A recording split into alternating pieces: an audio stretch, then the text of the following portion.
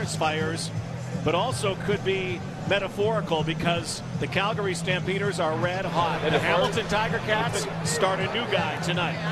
Jeremiah Masoli makes his first career CFL start here in his third season in the league. He won a lot of games in college, looking for #1 here in the CFL. And on the other side, Bo Levi Mitchell, he just looks to keep it going. A 5-0 career record as a starter, looking to join the select few who have started their careers with 6 straight. John Huffnagel, this has been Huff's house since 2008. A remarkable record here and a great record against the Hamilton Tiger Cats. For Kent Austin, his team trying to get off the schneid. 5 straight years they've started 0-2. So 2-0, 0-2. The Stampeders won the toss. They want the football right away. They'll drive against the wind in this opening quarter. Justin Medlock with the ball on the tee. Visiting Hamilton Tiger Cats. On the road for 3 straight games. Trying to avoid an 0-3. It's going to be very tough tonight with injuries. A new starting quarterback against arguably one of the hottest teams in the Canadian Football League, the Calgary Stampeders. They are waiting for the clock to reset here at McMahon Stadium.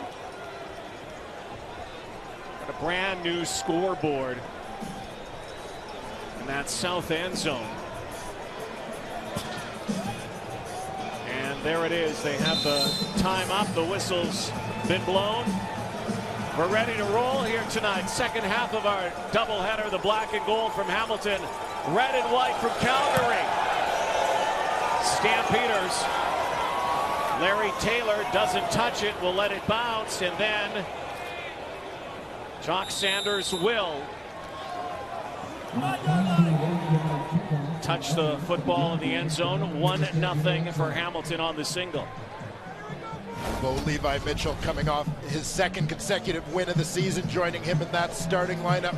Some of the great depth players for the Calgary Stampeders. Jeff Fuller stepped up with 5 catches, 2 touchdowns last week. Anthony Parker, 118 yards from scrimmage. And the freshman, Brander Craighead, on the offensive line, plugged into that spot on a group that has allowed only 1 sack through their first 2 games of the season. Starters to watch are brought to you by Napa Auto Parts, where custom advice comes standard. Bo Levi Mitchell, 5-0 as a starter. Matt Walter in place of John Cornish. Handoff left side. Plows his way for a couple yards here. Let's take a look at the Hamilton Tiger Cats defensively. They're missing one key guy in particular. Well, in a couple of spots in that linebacking core. Simone Lawrence went down. Day 3 practice for this team. Marcellus Bowman makes his first start of the season at the weak side linebacker spot. The strong side, Eric Harris, makes his first start of the season. Taylor Reed makes his first career CFL start at middle linebacker. 2nd and 6. Play action, far side. Marquay McDaniels wrapped up, and he's brought down by Delvin Breaux at the 40-yard line. So a quick 2 and out. Stampeders have been all over the charts offensively in their 2 games so far, leading in a lot of categories. This time they get stalled in their first drive of this ball game.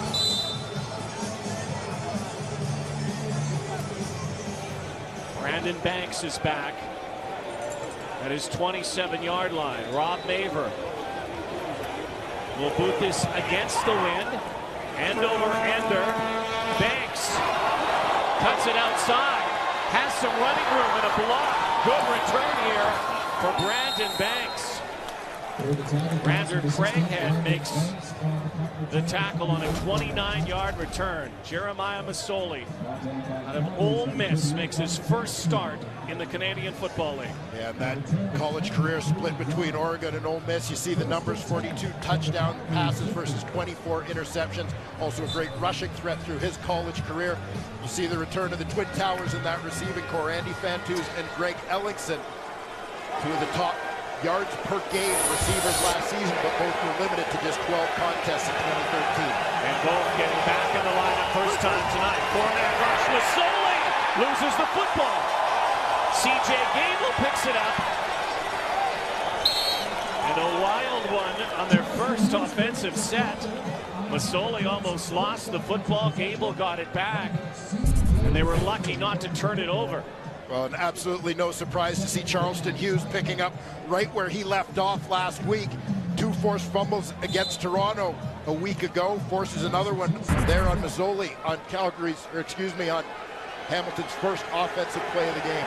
Charleston Hughes salivating at the prospect of this young quarterback. Masoli lets it go and it's underthrown, and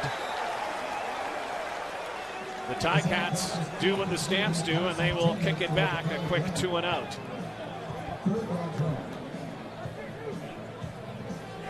Jeremiah Masoli, who was in Oregon, then went to Ole Miss, the same school where his head coach starred, Kent Austin, from Mississippi. So Justin Medlock, there's Jock Sanders last week. Incredible return on a missed field goal, 121 yards. He's replacing Larry Taylor this season for the Calgary Stampeders. 36-yard boot, no return. Bo, the Bo Show, looking to make it 6 in a row as a starter for the Stampeders, coming off a win, big one last week in Toronto. Opening kickoff single. Second series now for Bo Levi Mitchell and the Calgary Stampeders. Again without John Cornish for another week, still suffering the effects of a concussion. They say he should be ready next week in Edmonton. Bo throws deep and looking for Jeff Fuller. A great defensive play at last second by Emmanuel Davis.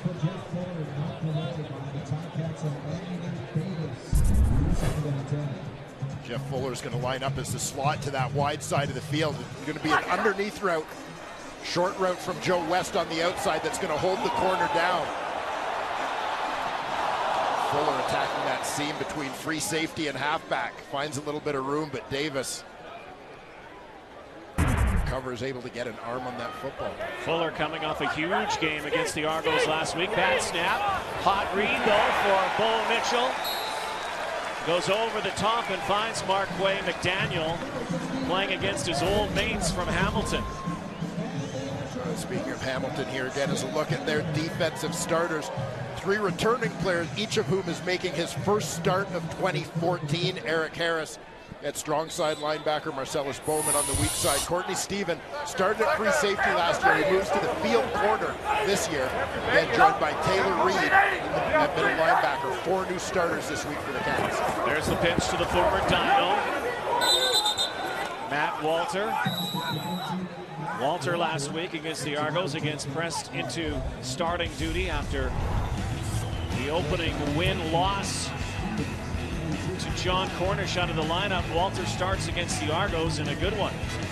And there you see the numbers, 12 touches, 69 yards from Matt Walter, one of the most prolific rushers in CIS football history. The star right here at the University of Calgary, 2011 draft pick of the Stamps. No gain on the play, 2nd and 10. What John Huffnagel likes about having Jock Sanders when he went out and got him is his ability to play in that backfield. Was looking for Sanders there on the outlet, but Sanders made one block and tried the rub and then wasn't open. So again, the Stampeders will boot it away. Well, Brian Bulkey from his defensive tackle spot looked like he sniffed that one out. Delayed Sanders a little bit as he tried to slide down the line to get into some open space. Sanders comes to the Stampeders with a Grey Cup ring, and he won with the Saskatchewan Roughriders last November. Of course, responsible as well of knocking out the team he's currently employed by in the West Final. Maver, the all-star punter in the Canadian Football League.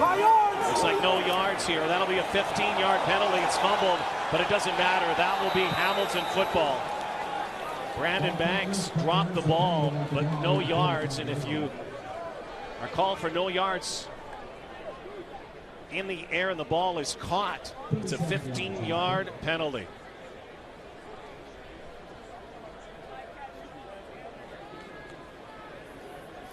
No yards. Calgary number 47. 15-yard penalty. First down, Hamilton. Dave Foxcroft is our referee tonight. There's Jeremiah Masoli. He's the guy now. Zach Horace injured. His second series from scrimmage. When we come back to McMahon, who was a Duck in Oregon, had some legal issues there and ended up transferring to Ole Miss, where he wore number 8, the number he wears now. Tribute to his hero growing up in San Francisco, Steve Young. Masoli, those are the numbers that he put up in the NCAA. A guy who can throw it and a guy who can also run with the football. I expect to see Jeremiah Masoli take off with it when he's got time. Again, replacing the injured Zach Collaros. Got hurt a couple weeks ago in Edmonton on a huge hit from Odell Willis. Big hit here. Micah Johnson, so happy to be back after a knee tear last year.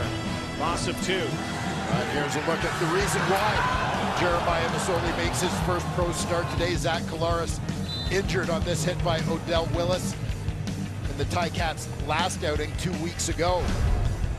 Masoli and Dan Lefevre came on in relief. Very nearly led the Tiger Cats to victory in that one, but Masoli gets the ball from the start here today. Here's the rush. Masoli throws and off target. First look at Andy Fantuz. Fantuz, his first game. Ken Austin told us yesterday it's going to take a while for both he and Greg Ellingson to get their condition back. That time it had nothing to do with conditioning. The throw was off, and Andy Fantuz, almost a perennial 1,000-yard receiver a season. Medlock angles it to the right. Sanders, a little shimmy down there up to the 15-yard line. A return of 5 on the play. Still 1-0 in Cats. They've played 2 games. They've already had a bye week. Hamilton coming off the bye week. Just a single point on the board here so far, getting close to the midway point of the first quarter. Bo Mitchell throwing again over the top. Looking for Nick Lewis. Lewis back in the lineup. Bo Levi Mitchell, as we mentioned off the top, looking to make it 6 consecutive victories as a starter to kick off his career in very select company. Already at 5, you see Darian Durant at 6, looking to equal eventually Jeff Garcia, the former Stampeder. Kicked it off in 1995 with 7 straight wins. Saw Nick Lewis back in the lineup this week. Missed last week. Levi Mitchell's in trouble, and down he goes. And he's brought down by former Stampeder Brian Bolke. Brian Bolke was fired up to face his former teammates in this one from his defensive tackle spot, originally an Edmonton Eskimo draft choice, traded prior to Calgary, prior to his rookie season in 2011. Spent a couple years with the Stamps before moving on to Hamilton as a free agent last year, and has been a stud in the middle of that D-line for them the last couple of seasons. Hamilton defense holding strong so far in this one. Now Banks cutting back, has a seam, and good field position here for Jeremiah Masoli and the Hamilton Tiger Cats. Ole Miss, and his quarterback, also his coach from Ole Miss, says he appreciates Jeremiah Masoli's abilities. He's a better decision maker and this year than he was last year, and you know, he has the ability to get the ball out of his hand, has a quick release, so he handles our hot game pretty well, and still has the athleticism and the ability to make plays when he needs to with his feet. See if he can make some plays here again. Like Kent Austin, hails from Ole Miss. C.J. Gable. 3 straight times now, Dwayne. Hamilton's been in great field position starting in the Calgary zone.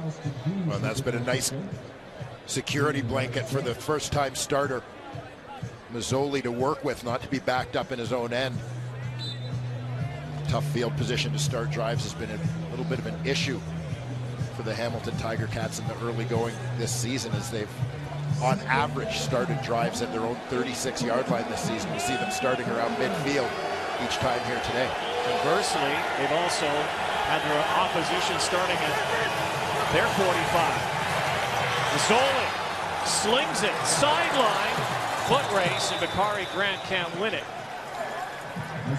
But again, 2 and out. 3 straight series for the Hamilton Tiger Cats. And the best they're going to do here again is Justin Medlock punt. See the always animated Kent Austin talking to his young quarterback on the sidelines.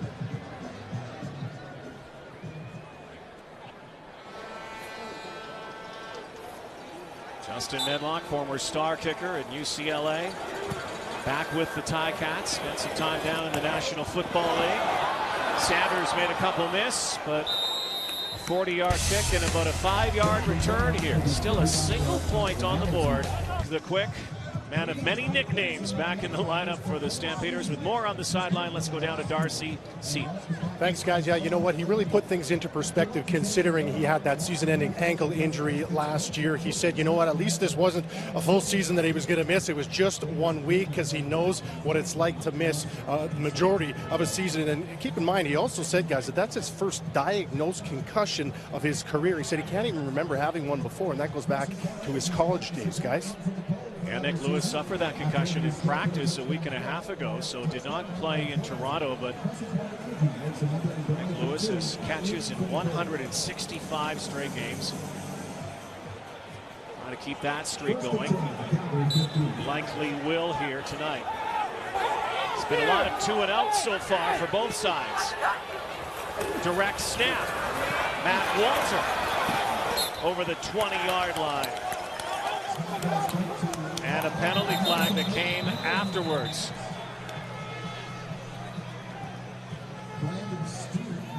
That is a play that the Calgary Stampeders have utilized very well the last couple of seasons, particularly with number 9 in the backfield, John Cornish. Last week, they used the direct snap, then the flea flicker from Jock Sanders to Bo Levi Mitchell, and then to Anthony Parker in the end zone. Major foul, unnecessary roughness, Calgary, number 85. That's after the play. It will be second down, back half the distance. So Joe West costs his team here. The Stamps came into this game the least penalized team in the CFL.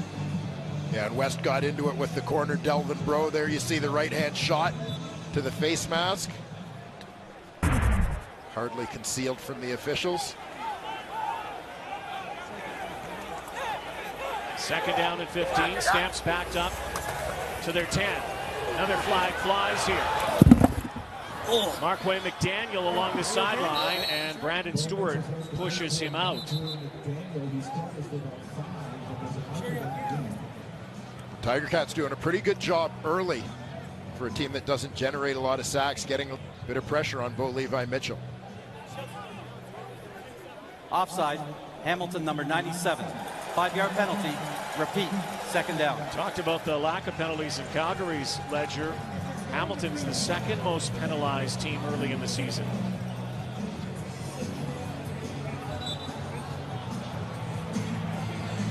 Goes against Big Ted Laurent. Another Ole Miss product. That teammate of Jeremiah Massoli's back in 2010. So back to second and 10 from the 15. Mitchell over the middle and almost picked off. Eric Harris there. Again, talked about the Lionbackers, former BC Lions, that are actually in the lineup for Hamilton. And there's Eric Harris knocking it down.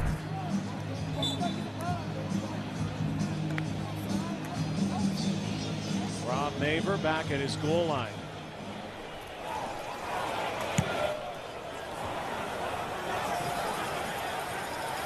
Banks bobbles a little bit, another penalty flag down. No yards call. 2 penalties on the play. Holding, Hamilton, number 20. No yards, Calgary, number 47. First down, Hamilton. Again, Jeremiah Masoli will go to work out around midfield with this Tiger Cat offense. I say it all the time with a young quarterback in the ball game, but it would be nice to see them get that running game going, get CJ Gable involved, take a little bit of pressure off Masoli, particularly as that man has the young quarterback in his sights. Also an opportunity for an offensive line that hasn't had a lot of continuity early in the season to try and get a little bit of rhythm as well. Under 5 to go opening quarter. Dwayne and Ticats have had some great starts, but have been 3 and gone the last 3 series.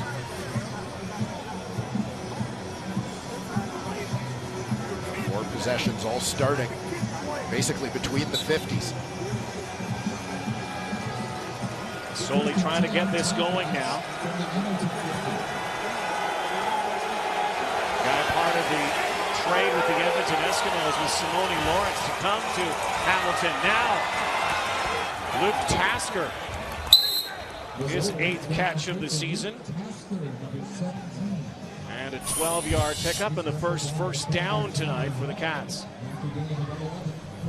You look at the numbers on Ticat starters since 2005, how they've done in their first career CFL start. A lot of success. He's only looking to turn that around. Juwan Simpson into the grill of Jeremiah Masoli. This was a meeting of the Ole Miss guys after a couple of misses by Masoli. By the way, the last time a Hamilton quarterback won in his CFL starting debut was 2005, Kevin Eakin. It's been a long time. Masoli with time. And the catch is made by Samuel Giguere at the 35-yard line. So back-to-back completions here for the Ticats. And Masoli's got some rhythm on a 14-yard pickup. Looks like he's starting to settle in a little bit. Again, got extensive action a couple weeks ago when Kolaris got hurt. Jeremiah Masoli took the bulk of the snaps, but after a couple of fumbles, he was relieved by Dan Lefevre, who ended up finishing the game for the Tiger Cats. But with the bye week, a couple extra days of practice, help him get in sync with the receivers. CJ Gable gets the touch. Gable has a couple of touchdowns already this season. In Hamilton, the 2 losses, first in Saskatchewan, then in Edmonton, where he saw a little more football. Hardly saw the ball at all against the Rough Riders. But on the other side, Rod, of getting that run game with CJ Gable going early is to try and take advantage of the mobility of Masoli. You'll see him go on the bootleg here. Nobody's really honoring that. But if he pulls that ball a couple times, a guy who is the running threat that he's proven to be in college, that's going to keep Charleston Hughes honest on that edge as well. As his back's in motion, 2nd and 11. With time, goes deep to the end zone and was looking for CJ Gable, who sprinted out of the backfield. Incomplete pass. With 2:28 to go in the opening frame, and Justin Medlock will come out to attempt a field goal here. Well, they get CJ Gable in the slot right to the right side of your screen. Gable just trying to, you see him with that right hand trying to hold off Brandon Smith and just separate at the last second to get to that football. A little bit late with that last burst. Zoli's looking for a call, but that was a good no flag. Justin Medlock's only had 1 attempt this season, and he made it. This one will come from the 42-yard line. Medlock is a left-footed kicker, and Luke Tasker is the holder. This is with the breeze. Kick is up, and it splits the uprights. The Cats stretch this early lead, small lead, to 4-0. Little skirmish afterwards down near the 15-yard line. Some words exchanged. Micah Johnson in there.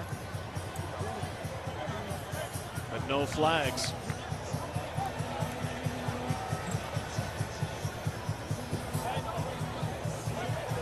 help build a little bit of confidence for Jeremiah Masoli. A couple completions, moving the football. To get it started with the high percentage hitch to Luke Tasker. Masoli's most extensive action last season. He was basically used as a ball carrier. Game against Montreal, they put together a package for him in which he had 10 carries for 61 yards, but only threw the ball a couple of times. Stampeders, sideline, has the man, and Jock Sanders can't hang on. Marcellus Bowman retreated, the linebacker in coverage, double coverage downfield. And for a moment, Jock Sanders looked like he had a beat on him. Jock Sanders is going to motion out of the backfield. He's hiding behind the quarterback, Bo Levi Mitchell, in this shot. See, Bowman's following him out there in motion, has to bubble a little bit, but good help over the top from the free safety, Craig Butler. Get after his former Saskatchewan Rough Rider teammate and distract him from that football. Well, if I saw Craig Butler coming at me, because Jock Sanders knows that Craig Butler is one of the most fierce hitters in the Canadian Football League. Flags everywhere here. Like a procedure. Movement Calgary, on the line. number 50. 5-yard penalty. Repeat. Second down. Right guard Spencer Wilson. Guilty party here. It'll be second down. Stampeders struggling to move this football here tonight, and that's somewhat surprising considering the way they have shredded defenses in their first two games. Credit Hamilton's D. There's the rush. Mitchell flushed and tosses it out to Brad Sinopoli. Bowman is there. Marcellus Bowman replacing Simone Lawrence. Former Blue Bomber brings him down. 17-yard gain. Brad Sinopoli on his 7th catch of this young season. Bo Levi Mitchell sliding around, by a little bit of space. Offensive coordinator Dave Dickinson, former Stampeder quarterback.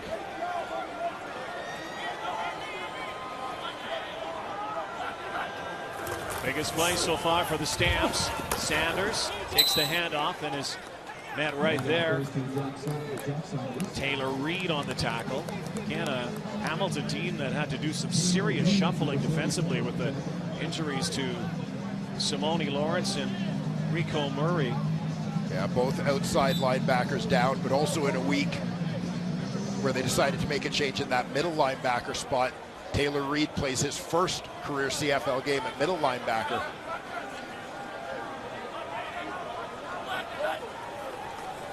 Southern Methodist University could be final play. Opening quarter. Long ball downfield. Brandon Stewart covering Anthony Parker. Blanket coverage, almost had the interception. No way, he says. Tiger Cats come out strong defensively here, and they shut out the high-powered Stampeders in this opening 15. 4-0 Hamilton on Wendy's Friday Night Football. Later, and somewhat surprising, you might think. I would think the Calgary Stampeders would come into this game as the odds-on favorite after what they've done early in the season, albeit early. 2-0, 2-0 to start the season. 0-2 for the Hamilton Tiger Cats. Cats are last in most offensive categories, again, early in the year. But their defense is ranked second in net defense.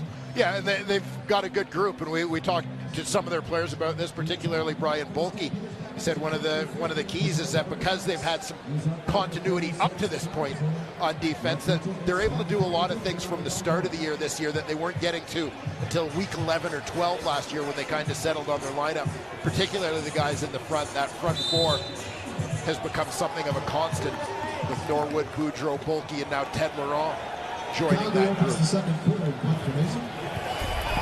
Third down. Kick away here from Neighbor. Banks walks out at the 24-yard line. Well, partner, as you said, defense has been good, but Kent Austin would like to see this offense get going. Whole lot of laughs in that right-hand column. A team that's put in a tough situation, losing their starting quarterback, Zach Collaros, as he's still trying to find his way and find his comfort zone with this offense.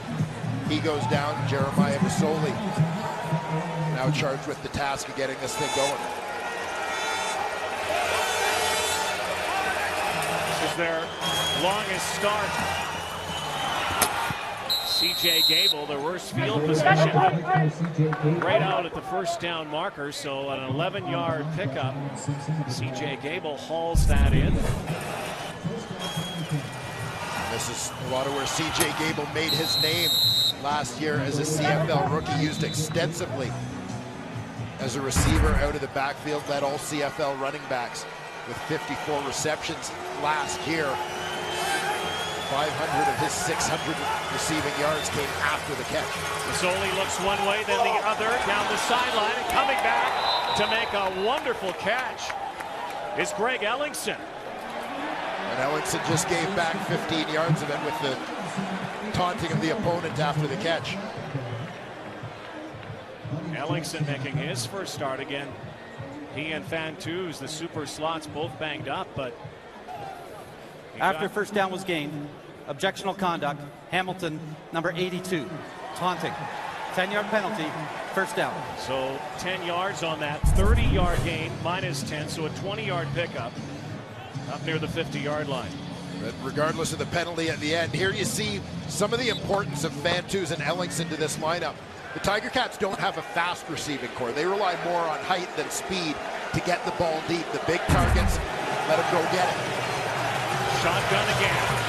Mazzoli, sideline for Giguère, and he steps out. So Jeremiah Mazzoli, after he sputtered out of the gate here, is really picking up some steam. An 8-yard gain. 3 straight completions on this series.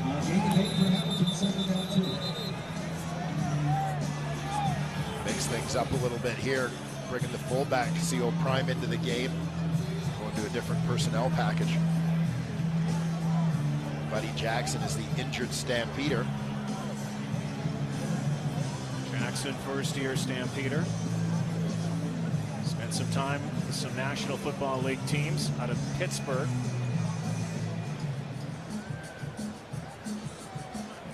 Be some cramping. It's been very hot here in Calgary the last few days. Talked about the haze and the smoke surrounding areas, forest fires that are burning in Alberta and BC and the territories, and because of the winds, smoke is filtered into the city.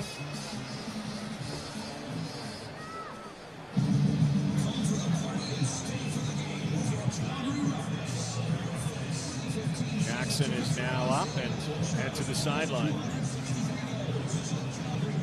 He's been good so far. A good get for the Stampeders. We lost Chris Randall in the offseason.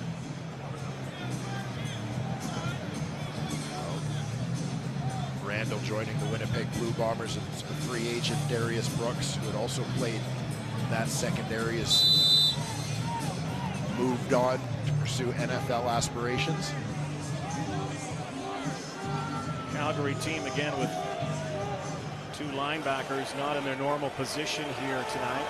Deron Mayo out, Keon Raymond out, so Glenn Love and Lynn J. Shell, former BC Lions, filling in. Solely out of the backfield, and too strong for Prime. Olivier Prime out of Laval, Quebec. Former 3rd-round pick of the Ticats, gives them a different look out of that backfield. He's made the move from linebacker, where he played most of his college career, where he played last season for the Tiger Cats, to fullback. Fullback in prep school. Recruited as a fullback to Wagner. Quickly moved to linebacker and became a starter there.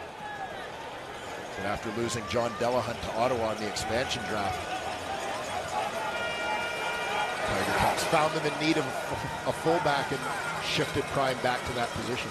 John Delahunt, big game tonight for the Red Blacks. They got their first win earlier tonight against the Argonauts. It's a no yards call. Josh Sanders pushed out. Stampeders bring their offense back on the field. There is a man who lives up to his name, bulky, but quick too. Former star lineman Hamilton from Stanford.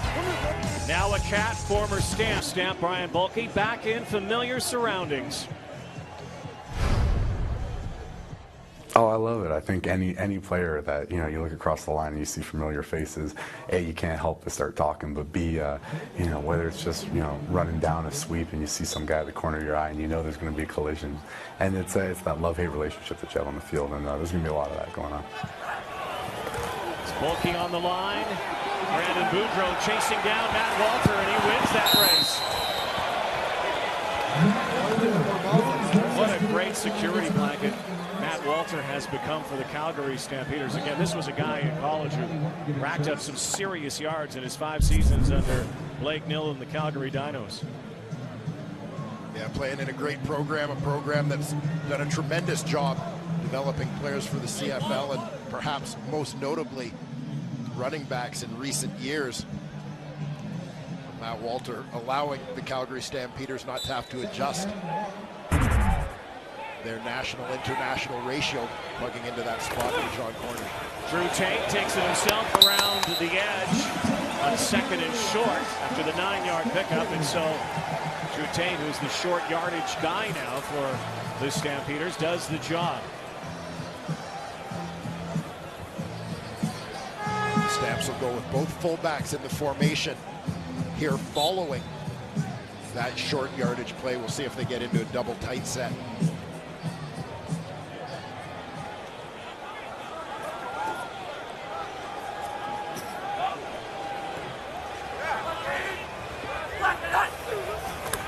Big guys on the line. Mitchell to Rob Contact.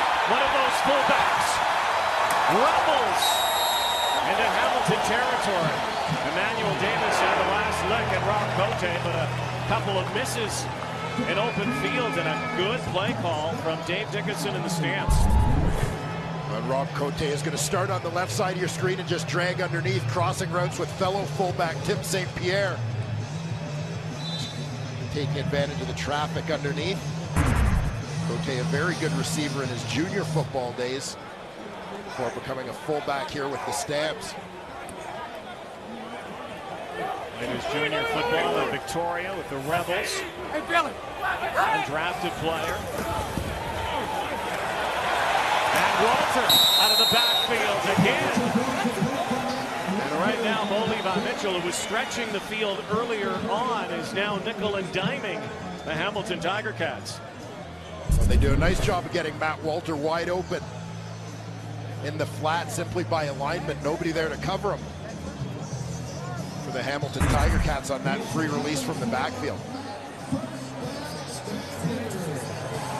What will he have in store this time? Walter stays in.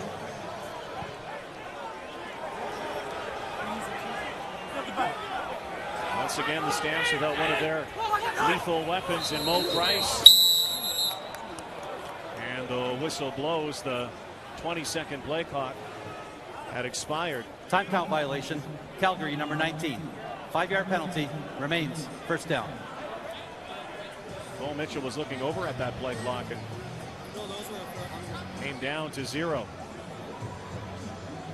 Jock Sanders checks in to the backfield in place of Matt Walter, but you mentioned that the absence of Mo Price from this receiving corps. He went down with a hand injury in week 1. Fortunately, Joe West was able to return for their second game.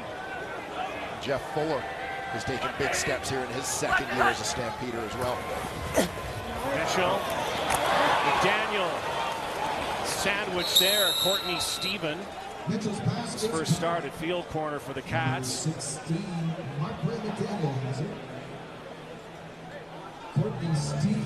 little bit of a shuffle in terms of the ratio for the Hamilton Tiger Cats this week. We mentioned Taylor Reed making the start at middle linebacker. He replaces the Canadian Frederick Plessius.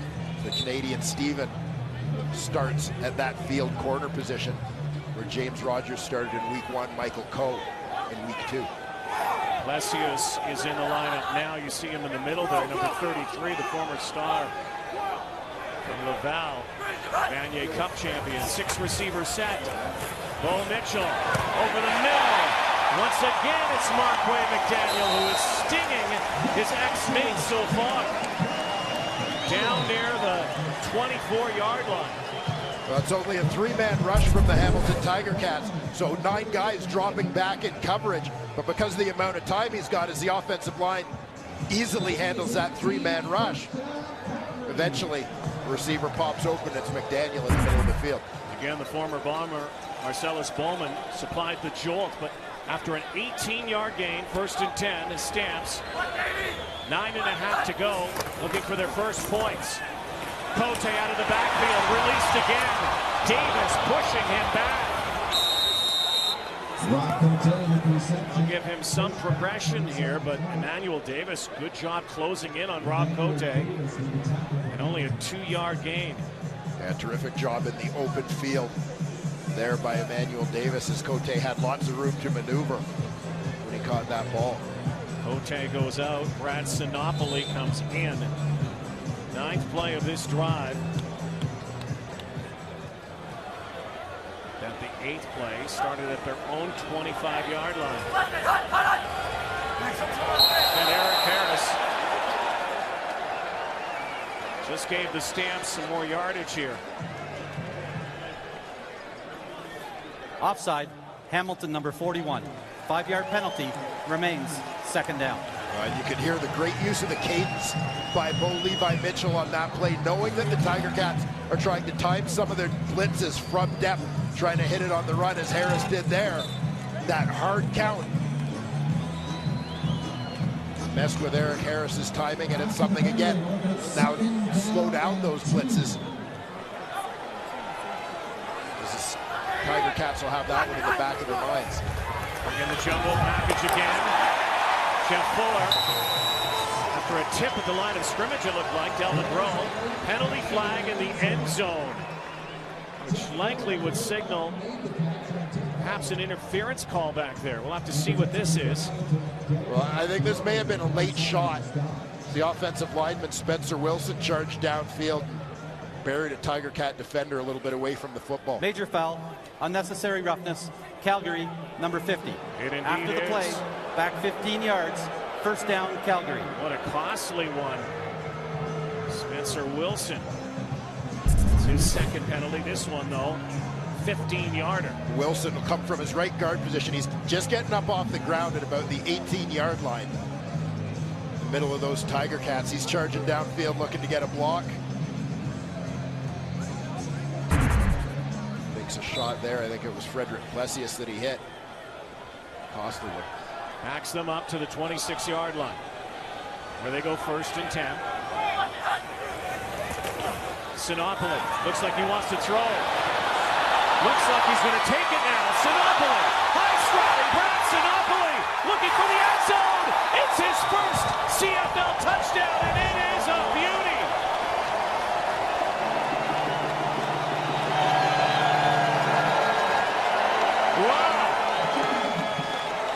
Last week, the Stampeders used a little flea flicker, razzle-dazzle for a moment. It looked like Sinopoli, a former quarterback, wanted to throw. Well, this was shades of exactly why the former quarterback from the University of Ottawa won the Heck Crichton Trophy in 2010. Great with his arm, but as you saw right there, equally good on his feet. Well, flags flying again on the point after. Took the Stamps a while to put their first points on the board. Brad Sinopoli has a souvenir football, the native of Peterborough, Ontario. Former star at Ottawa, Heck Crichton Trophy winner as a quarterback. Too many men. Hamilton. That penalty's declined. Convert is good. Thanks to Brad Sinopoli, quarterback turned receiver turned sprinter. Finds the end zone. Stamps have their first lead on Wendy's Friday Night Football.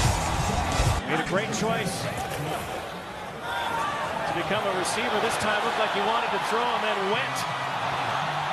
Yeah, showing some of those old scrambling abilities from his quarterback days.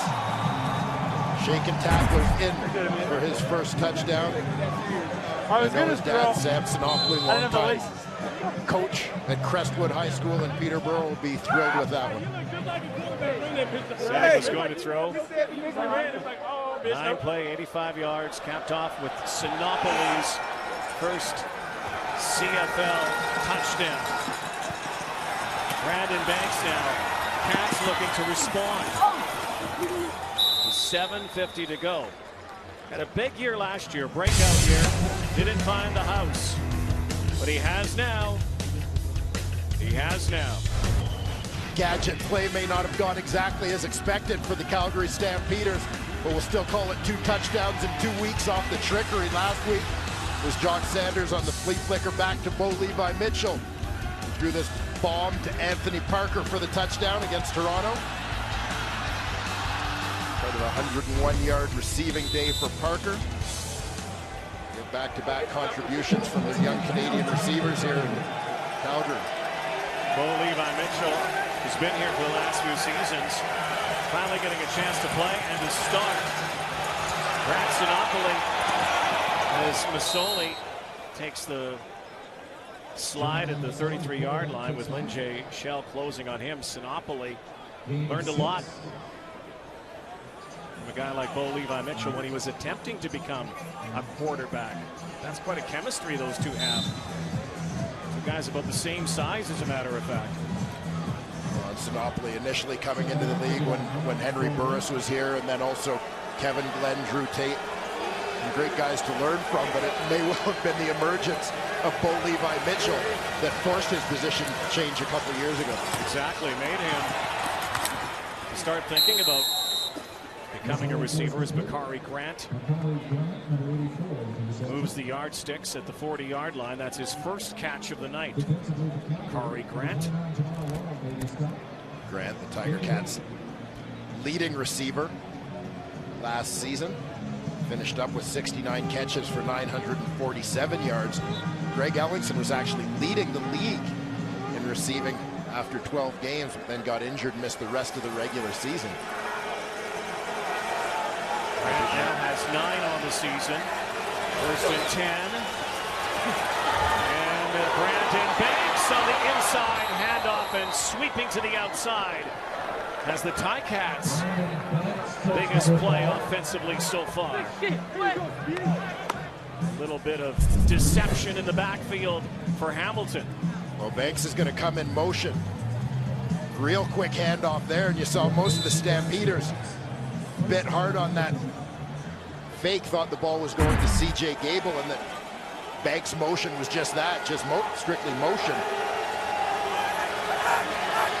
It's an offside call. Charleston Hughes bit. Unless he was drawn, it looks like the Stamps jumped. You saw Banks, though. He's a former star from Kansas State and an all-USA track Offside. star. Calgary, number 39. 5-yard penalty remains. First down. You saw him scoot on that 28-yarder, and Charleston Hughes penalized this time. Well, Charleston Hughes always a threat coming off the edge for this Hamilton team that's played musical chairs with the offensive tackle positions. They've got to do whatever they can in terms of play calling, or even something as simple as changing up the snap count to try and manage Charleston Hughes. This week it's Dominic Alford moving from right tackle to left. Jeremy Lewis makes his first career start at right tackle. First and 5. Masoli pulls it back, and a hook slide up very close. It looks like it's going to be spotted before the first down marker. It looks like it's going to be 3rd and short here. They may now bring out Dan Lefevre in the short yardage situation. That's what they're going to do. Lefevre now the backup behind Masoli. And I like seeing Masoli use his legs. They're a great weapon. This is a guy who rushed for over 1,900 yards in 3 seasons as a college starter. He rushed for 29 touchdowns in 3 years. 3rd and 1. Lefevre, who almost led the Cats to victory a couple of weeks ago in Edmonton, came up short at the end. Otherwise, they very well could have been 1-1. Lefevre, in the minds of a lot of people, might have been the heir apparent when Zach Collaros went out with injury, but Ken Austin elected to go with Jeremiah Masoli. Yeah, and Lefevre's the guy who played much more extensively last season, as the Tiger Cats had a package for him where he would frequently spell Henry Burris, particularly in situations where they wanted to get the quarterback on the move and running with the football a little bit. In his training camp in the early season has gone on this year, Masoli has advanced on that depth chart. Masoli picked off by Josh Bell. 11 on 11. And Bell rings one up. his second interception, and his first of 2014. Josh Bell, who moved with the injury to Buddy Jackson. Bell shifted from free safety to play this field corner spot. That's what has him lined up on Sam Giguère in position. Make the pick. Jeremiah Masoli turns it over. I love you. I like it, I like it. St. Philip Saints, Dallas Skyline, Baylor University, baby. Keep working hard, baby. Keep working hard. Hard work pays off, baby. Get tough. There you go. Josh Bell with a shout out to former Lion. Guy who spent some time in the NFL. #1 in the BCS right there, baby.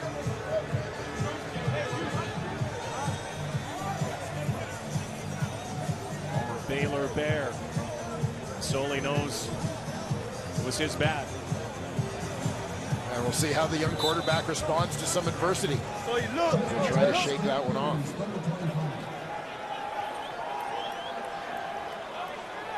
Four minutes to go before halftime. Number 19 back in the pocket, and Nick Lewis makes one miss and dodges another. Nick Lewis keeps the numbers rolling. Almost 11,000 yards in his career. Nick Lewis is back this last week, and that is 166 straight games with a catch, the longest active streak right now in the CFL. Nick Lewis, 1,000 yards in each of his first 9 CFL seasons prior to the injury that broke that streak last year. His role's a little different this year, a little more of a situational player. As you see, he can still produce. Matt Walter barges through the middle. And Nick Lewis, one of the most vocal guys around, obviously, in the Canadian Football League. Quite a character. A guy who walks the talk, though. Well, you look at the numbers on Nick Lewis, #1 among active receivers in so many categories. You talk about the injury he got in practice. This is a guy 10 years into his career, suffered that injury actually playing on the scout team. He was getting some extra reps, looking to get some extra work in, get in game shape, and went to make a diving catch, a sliding catch, and caught a defender's knee in the head. That took him out of the lineup for a week. Very durable guy through the years, and again, his ankle injured last season. Season came to a close, but Nick's streak continues. 3-minute warning before halftime on the field. 7-4. I like those guys. Come dressed as a horse knight. Short yardage. Through Tate time. 2:24 to go here before halftime. If you're just joining us, Ottawa Red Blacks won their first ever game at home earlier tonight, a win over the Toronto Argonauts. And this is the second half of our twin bill. Marcellus Bowman takes a leap of faith over top. Calgary down 4-0 after one. Brad Sinopolis' touchdown has put them in front. Bow throwing. Nobody there. Yeah, strictly a throwaway under pressure there for Bo Mitchell. It's something that he said he's learned from guys like Dave Dickinson and under Henry Burris and Kevin Glenn, who was here last year, that great insurance Stampeders had. And of course, John Huffnagel, who was also a quarterback of the CFL back in the 80s. Decent numbers again, 99 yards in the air.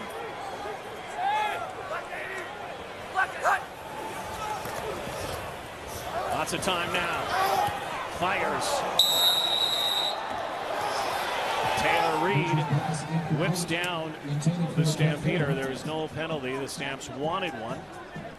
So, Levi Mitchell not quite having the success yardage-wise, real estate-wise, that he's had in the first 2 games of the season when he racked up almost 600 yards. Taylor Reed getting involved in the mix. SMU product. To training camp last year as an undrafted free agent with the Dallas Cowboys. Two-time Conference USA All-Star selection. Rob Maver. Brandon Banks has done a very good job so far here tonight. This time, though, he's swarmed by a posse of red. 53-yard kick.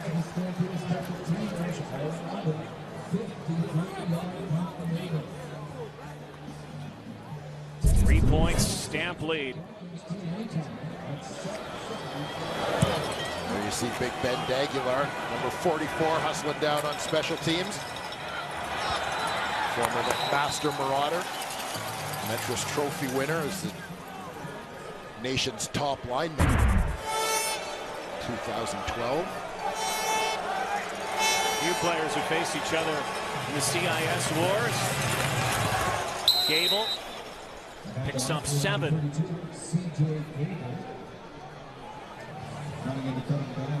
CJ Gable had a big rushing day last year against the Calgary Stampeders.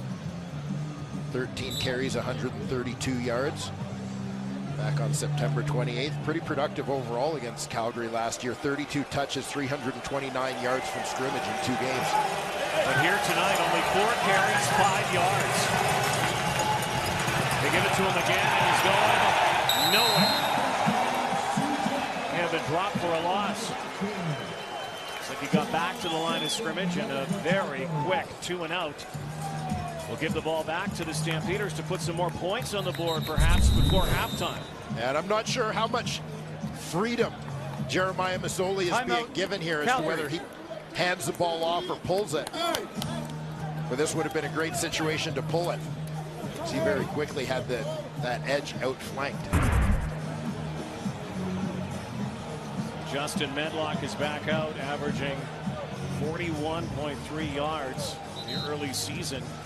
This one into the wind, which is subsiding a little bit.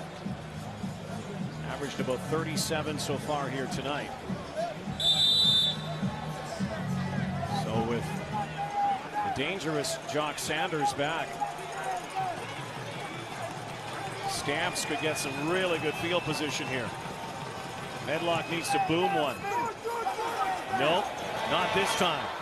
Sanders. Only a couple yards, but the Stamps got a great chance here to put more points on the board before halftime. Only a 29-yard boot from Medlock. We're a minute 17. Right now has the Stampeders ahead by 3. A little hit screen to the far side for Sanders with some room. Former Bomber Brandon Stewart wraps him up and brings him down. Brandon Stewart's been a nice addition to this Hamilton Tiger Cats secondary. Generally played that field corner position, the wide side cornerback position during his years in Winnipeg, but getting a chance as a boundary halfback, using the coverage skills a little bit more here for the Tiger Cats. 2nd and 7, and an overthrow to Anthony Parker, who has been silent so far tonight. Parker had a career week last week. Big game, 4 catches, 101 yards, but nothing so far. Bo will stay on the field, but to hold for Rene Paredes. Paredes coming off, by his standards, a tough week. A couple of misses in Toronto last week. We don't expect him to miss after what he did last year. Really a season for the ages. Yeah, making nearly 95% of his field goal attempts. You have to go back to his 3rd game in the CFL back in July of 2011 to find the last time he missed 2 in the same game. This is a 48-yarder. He has not made a field goal beyond the 40 this season. This one's with the wind, and he's not making this one either. Banks thinking about it, decides to, and bad decision. Bad decision with 48 seconds left. There's a chance the Stamps could get the ball back again. They'll get the ball back and within field goal range. See a little head shake there from Kent Austin. Brandon Banks saw a glimmer of light, perhaps, but maybe quickly darkened. Perhaps inspired by Jock Sanders' big return last week. 121 yards to set up a Jeff Fuller touchdown. So the longest field now. Jeff Reinbold, the special teams coordinator, has a word for him. Now Banks is supposed to be on the field on offense. They were calling for an extra man in that huddle. And the play clock is coming down to 10 seconds. So brain cramps here for Brandon Banks. 5 seconds on the play clock. They get it off. And again smothered. And now I suspect we're going to have an illegal formation with no end, because I don't think Banks got up on the line of scrimmage in his alignment.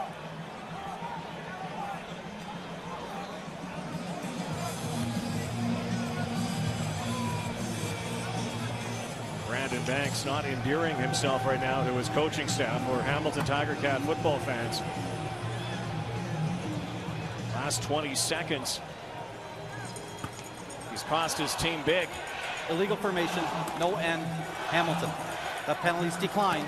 Second down. So now second down, 40 seconds before halftime.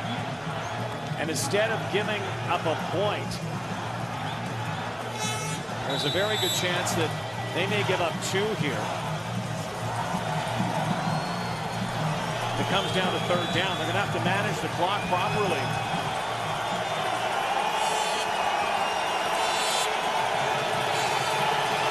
Second and 11.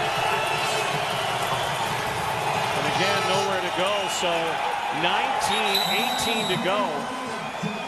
Stadium clock says 16 now. So they'll bring out the special teams here.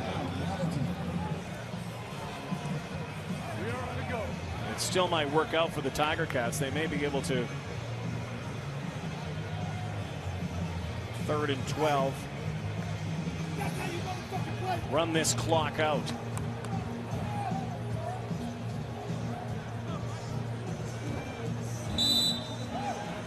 So the play clock will wind down. Justin Medlock could run around the end zone and time will expire.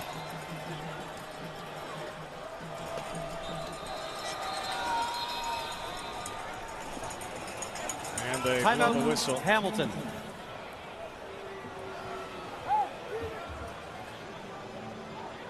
Hamilton taking the timeout. Clock is at zeros. Well, what they're doing here is they let the clock run down with the punt team, took the timeout, and now they're going to bring the offense on just to kneel it down, not even risk that snap back to the punter Medlock, not risk kicking the ball where really there are no particularly good outcomes from kicking the ball, taking the safest route. Good decision, good execution of this potential disaster in the final 48 seconds for Kent Austin's team. Yeah, it did work out with Banks bringing it out. Had they not been able to manage that clock like that? Please add 2 seconds. 2 seconds remaining in the half. So the good news is they don't give up any points here at all, and they will be down 3. And I think if you said to Kent Austin and the Cats coming into Calgary, the underdogs in this early season game, that you'd be down 3 at the half, they take it.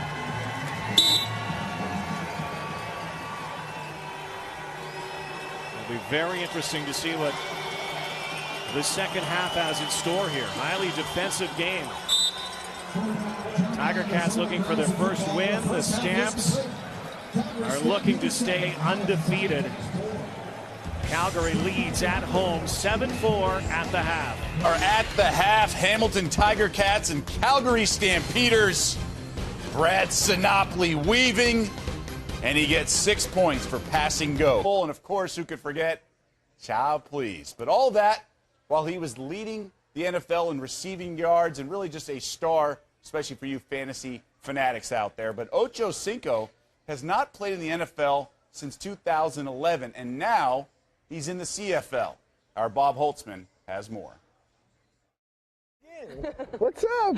I'm good. How you doing? Good, good. You good? Yeah. Cool. Spend a day with Chad Johnson, wandering the streets of Montreal. Free music, nice food, and drinks. St. Catherine. This is St. Catherine itself. And he seems like the same witty, self-deprecating, fast-talking showman he used to be. How you doing? Hi. How long you guys been married? 1 year. This is our 1 year and anniversary. 2 days. Freak, I tried, it didn't work. But after 2.5 years without football, All right, Hi, have a good day. I love you too. he's realized what he loves most Oh, what a beautiful day. is the game. How you doing? Why are you here? The play ball. That's it. I almost forgot my Nothing more than that. Just to be able to play ball. Play ball. Second chance. Regardless of where it had to be. At 36, Johnson is the oldest receiver in the CFL.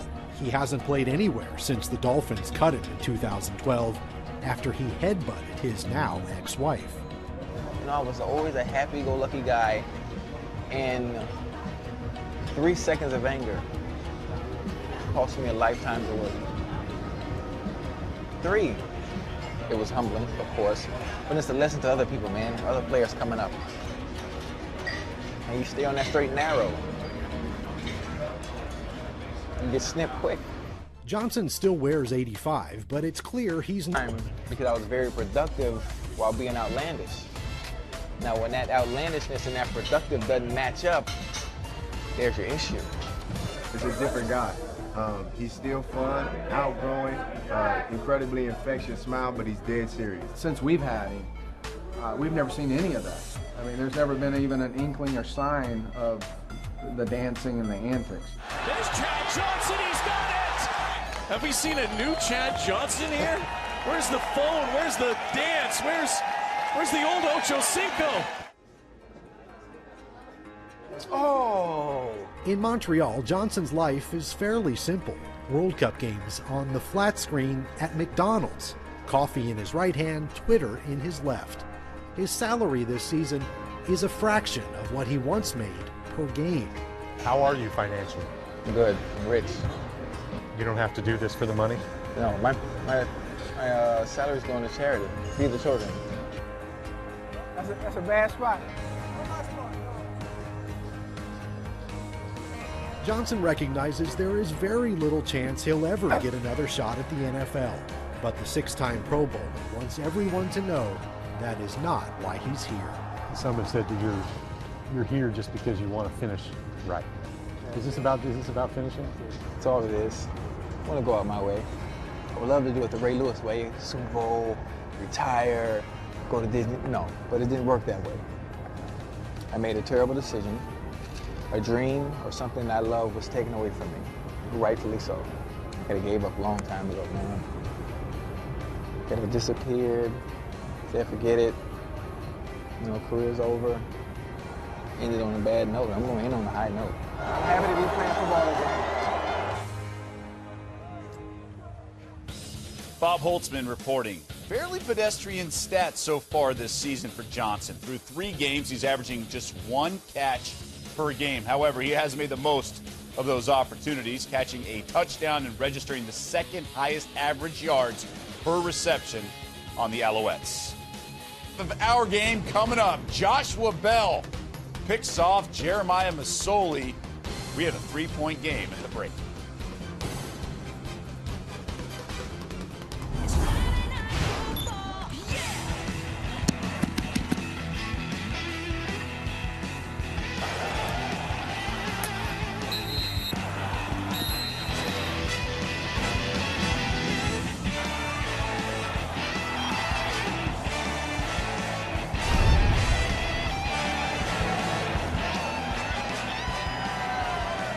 Friday Night Lights are on. Sun setting in Calgary. Stampeders leading. Here's Hamilton quarterback Jeremiah Masoli with Darcy Seaton. Jeremiah, your first first CFL start. How would you assess the first half? How that went for you? We just got to finish. There's some things that, some good things, some bad things. We just got to execute, focus in. Defense showed up today, safe to say? Yes, definitely. They're playing well. Thank you very much. Thank you. Well, 2nd consecutive outing for Jeremiah Masoli where he's under 50% in terms of that completion rate. That's the first thing that's going to have to improve for the Tiger Cats to get this ball moving. Along the ground, C.J. Gable has had 4 carries in this ball game so far in the first half, where he was stopped for a loss. Today, Paredes and the Stampeders will have the wind in the final quarter. Kicks against it. Brandon Banks, after an adventurous conclusion to the second quarter, has the football, did not give up a point, and as it turned out, the Stamps didn't give up any more points.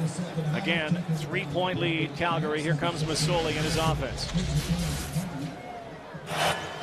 Jeremiah Masoli showed flashes, particularly in that short passing game. Got one deeper ball to Greg Ellingson. Really the only mistake, the Josh Bell interception. He came up short looking to Sam Giguère in the end zone. So plenty of room for improvement, but also a few positives to build on in the first 30 minutes. 4 receivers to his right, looks there, slant pattern, and Andy Fantuz has his first catch in quite some time. First catch of the new season. Fantuz, who had some injury issues last year and then did suit up for the Grey Cup game against the Saskatchewan Roughriders, had a concussion to start this season. His first start here tonight, 12-yard pickup. And so important to have him back in the lineup. We mentioned the big play threat that he and Greg Ellingson provide, both coming back in this lineup, but they're also 2 of the more versatile receivers. Oh, nice catch again. Fantuz-like. That's the Andy Fantuz we have come to know ever since his college days, his university days in London, Ontario at Western University. Here's what he's done as a pro. Yeah, over 6,000 yards for his career, 34 touchdowns, 13 games of 100-plus yards. Back-to-back catches on this drive. 8-yard pickup, 20 yards, 2 catches, and back to Fantuz, 3 in a row. Why not? Fantuz again suffered a concussion on a big hit in the preseason against the Toronto Argonauts. Said it was a very scary situation. He learned a lot about getting into that dark place and having to have your brain heal. He is also a spokesperson for concussion awareness, especially for young athletes. Well, certainly will be able to apply that much more in that role with the first-hand knowledge of it that, quite frankly, you never ever hope to gain. Change of gears here. Lefebvre, the reverse. Look out now as Tasker was looking to throw. So Tasker has a first down, and Kent Austin pulls a page out of his trick book. Yeah, well, Luke Tasker calls what we'll call a Brad Sinopoli. Looking to throw, but decides to pull it down, turns it into a big run. Dan Lefebvre in to run. Creative little play here. The reverse, nothing open deep, and good decision. You got to appreciate when you've got a guy who's not a quarterback in a position to throw the ball. If the receiver's not wide open, then pull it down and run. Much smarter, safer play. Tight formation. Masoli back in, back pedaling, and throws it away. Was looking for Tasker. Of course, Luke Tasker, if the name is familiar, he's the son of Steve, the 7-time Pro Bowler from the Buffalo Bills. Had a chance to spend some time with Steve Tasker this summer. He's watching his son all the time and very excited about Luke's future as a professional player. Luke Tasker played in Cornell with Tommy Condell and Ken Austin, so he knows the offense very well. And I'll tell you what, Steve Tasker was a phenomenal player. Receiver and a gunner on special teams. There's a broken route there, some confusion. Gable was going one way, the ball was going the other.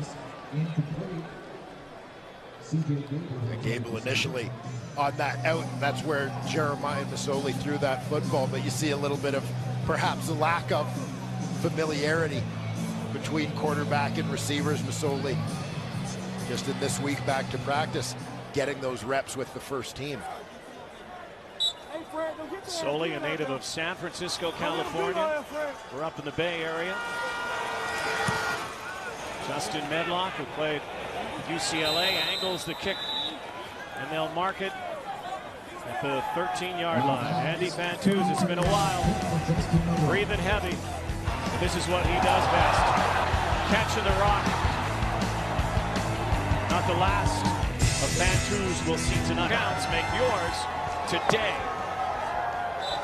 Playing for it, you look good in it, Joseph, a boot suit. You look good in any suit. Thanks, Mark. 3-point Stampeder advantage here. Rob Cote has had more touches tonight than he has had all season. There's another big first down and a penalty flag goal back at the 22-yard line on the far side of the field. Well, late flags as there were a few hits being thrown behind the play. What a dependable safety valve Rob Cote has become. Major foul, unnecessary roughness. Hamilton, number 95. 15-yard penalty, automatic first down. That's Brian Bulkey, a little overzealous that time, the former Stamp. Talked about the familiar surroundings, loves this stuff, but I'm sure he's not loving that.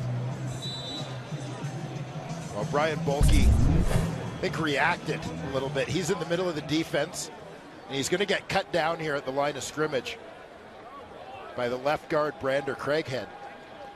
As the play continues on a little bit behind the play, that's where Bulkey picked up the flag and a little bit of response to a play that he didn't like much. One of the dinos, Matt Walter. So Bo Levi Mitchell, the guys in the studio talked about it. It's been talked about a lot here in Calgary, and the impressive start. 5-0 now as a starter. The pro ranks. 3-0 last year, 2-0 this year, one away from becoming part of the group. Tied for second for the most ever starts unblemished. Jeff Garcia owns the record. Jeff Fuller has a first down. Speaking of Garcia, Bo Levi Mitchell has been working a lot with Jeff Garcia in the Garcia has taken to developing quarterbacks since his own retirement from pro football. He's got an academy going, bringing some guys along, and we're starting to see a few of them. You see Jeff's name up on the wall of honor here at McMahon Stadium. We're starting to see some of Jeff's proteges reaching the pro ranks. A lot of comparisons have been drawn to Jeff Garcia, Bo Levi Mitchell. Here's the rush. Great outlet pass, swings it out to Rob Cote. Would you say that those similarities, those comparisons right now are well founded in some of the analysis of Bo Levi Mitchell as a young starter? Well, the biggest comparison I think you can make is obviously in terms of the fact that they're winners. The production matches up. I'm not convinced that I see it necessarily in terms of personality, where Jeff was a guy who to me very much wore his emotions on his sleeve out on the field. I don't see that so much in Bo Levi Mitchell. But again, in the places that count, making the plays and producing in that win column, the similarities definitely there. After a little check down now, on the run, Bo will throw it away. Coming back to the football was Joe West. Brian Bulkey and Brandon Boudreau supplying the pressure on this one. Here's Bulkey up the middle.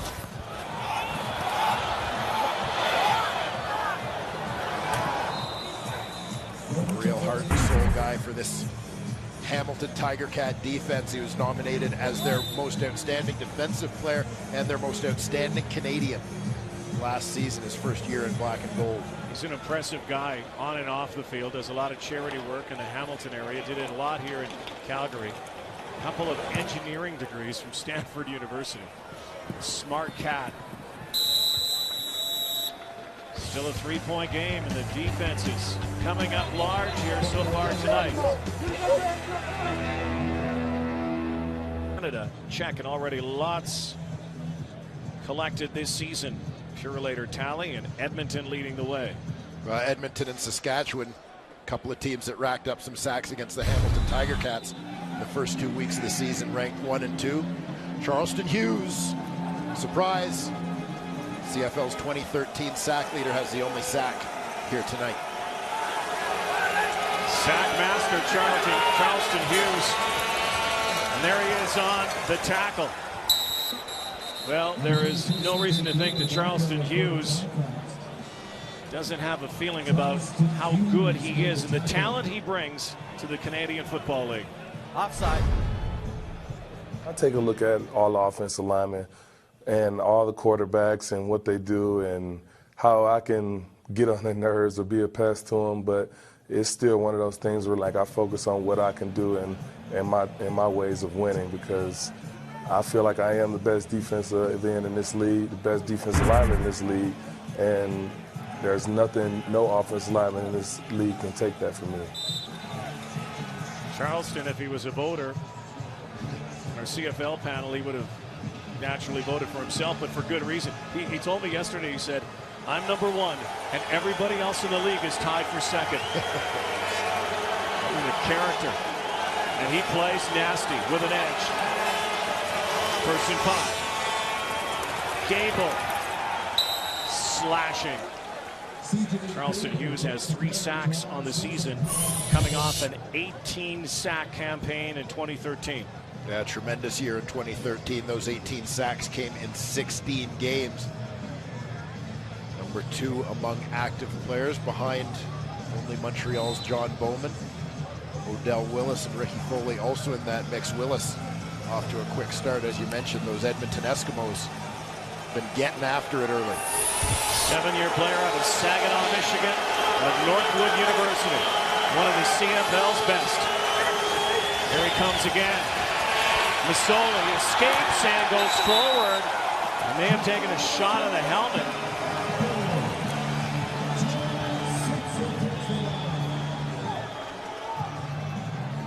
Great play by Juwan Simpson. They were coming. Well, Jeremy Lewis gets his indoctrination to the CFL. Matched up against Charleston Hughes. Hughes provided some upfield pressure there for the Stampeders.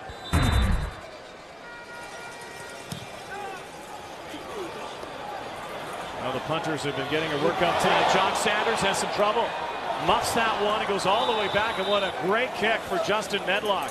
Sanders didn't help, but another long field for the Stampeders offense. Well, he's one of the best. Says he is the best. No doubt Charleston Hughes brings it. 7-4. Hughes in the... It's Bo Levi Mitchell in the middle of that huddle. Guy who wears number 19. Grew up in Katy, Texas, a high school champion. That's where the Friday Night Lights movie hailed from.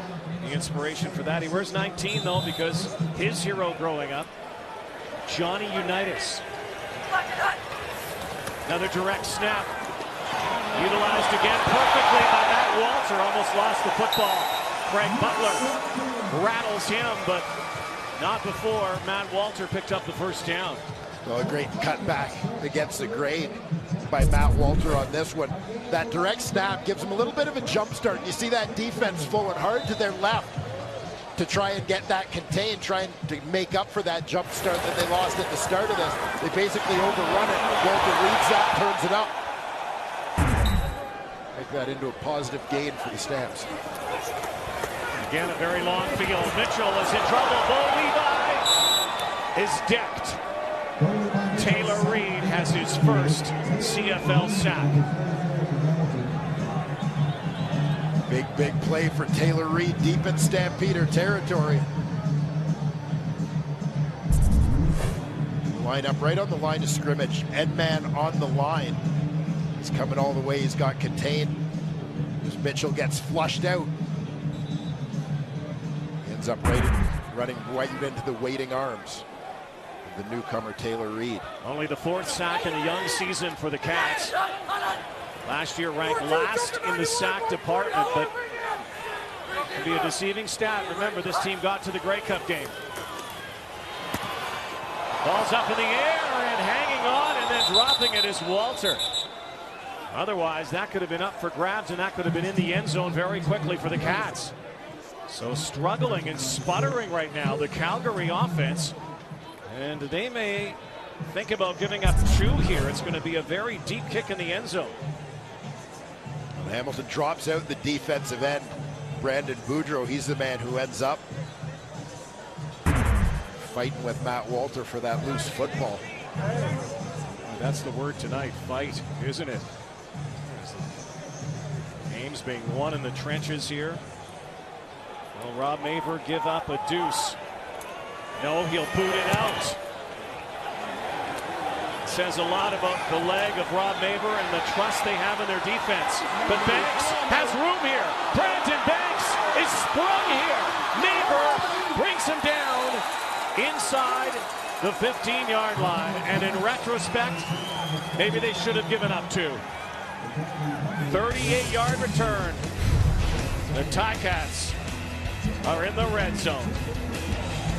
Tomorrow on TSN through the weekend. What a return from Brandon Banks. Yeah, big one after the Stampeders make the decision not to give up the safety. Punted out to midfield. Banks with his biggest return of the day. It's the 4th time in this ball game Hamilton starts a possession in Calgary territory. But can they find the end zone? They're in the red zone. Missouri operating about 50% passing. Gable crashes, still turns inside the 10-yard line. More orange on the field, another penalty flag. Looked like the Hamilton receivers were offside.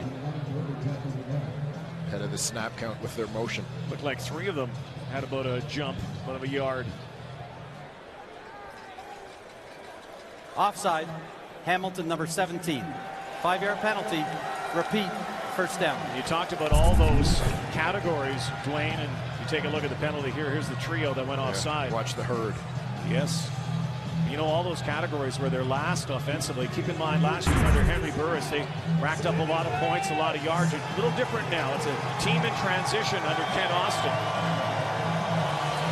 And again, a team without its apparent starting quarterback in Zach Collaros. So, in many ways, as Kent told us yesterday, this team is still very much a work in progress. Yeah, no doubt. I think a lot of it has to do with this offensive line, where they haven't been able to establish any continuity either. Here comes the house. There goes the football. He's got a man, and Gable can't run underneath it. That's his 2nd time tonight. He went deep for C.J. Gable. They have something schemed there.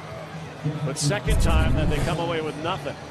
But C.J. Gable goes in motion. They get a matchup they like with Jeff Hecht in coverage. Gable in behind, but Mazzoli just unable to connect on the throw. Look to see if they can create another mismatch using C.J. Gable in motion as this 2nd half goes on. Will they go to fan 2's Mr. 2nd down?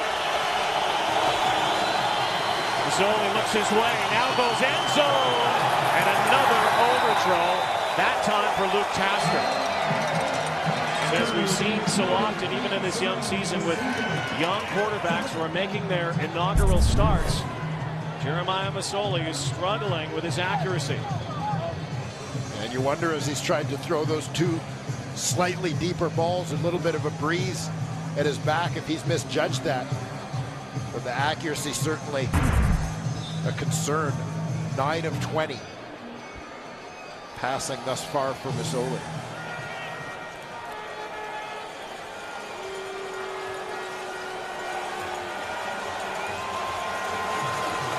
So Justin Medlock,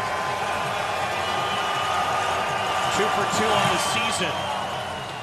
Make it 3 for 3. Perfect so far. Tie ball game at 7. So Calgary will bring its offense back on the field. Bo Levi Mitchell, he's been sputtering a little bit too. Ryan Bulkey and the Cat defense back on the field, and Bulkey amped up about playing against his old mate in Bo Levi Mitchell. One of the things I remember when I was here was the energy that Bo brought. You know, it was pretty electric to his compliment, and you know, I was always kind of excited when he jumped in the game because, you know, whether he's slinging it downfield or running for that 1st down, he's got that something in him. As a defensive line, that makes you chomping at the bit because you just love a guy who's going to try and put the game in his hands at sometimes, because that gives us more of an opportunity to get after him. Bulkey won't be getting after him here. He's on the sideline. 4-man rush. Here they come. John Sanders collects the football. Knocked out of bounds. A 7-yard pickup. Another flag down. That backfield. I think Taylor Reed. Major foul. Roughing the passer. Hamilton, number 44. 15-yard penalty, automatic first down. Taylor Reed apparently got a piece of Bo Levi Mitchell. Reed going to come from that linebacker position on the late blitz. Boy, very similar to the play we saw with Teague Sherman last night. Winnipeg Blue Bomber. Against Mike Riley, cannot stop the momentum. Can't touch the helmet in any way, shape, or form. Now flushed and in trouble. Mitchell, Bo Levi goes down, football's down. Hamilton has it. Freddie Plessius. The Stampeders have turned it over. And that time, Bo Levi Mitchell tried to do too much. And it cost him. Holding, Calgary, number 50. Pending review of the turnover, that penalty will be declined. First down, Hamilton. What Dave Foxcroft said just now, pending review, all turnovers are now reviewed by CFL Command this season. I'll keep an eye on number 95, Brian Bulkey. He's the guy who appears to punch the ball out. Frederick Plessius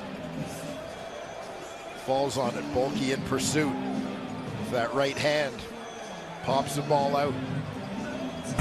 On, baby! Let's go, baby! Let's go, let's go! Come on! After review, the ruling on the field stands. It's a turnover. First down, Hamilton. Turnover apiece now. So Brian Bulkey talking about his old teammate Bo Levi Mitchell and what he saw there. That time he hunted him down. And now Dan Lefebvre comes in. Masoli struggled with his accuracy on that last series. Lefebvre is at quarterback. Twin backs. Byron Gable in motion.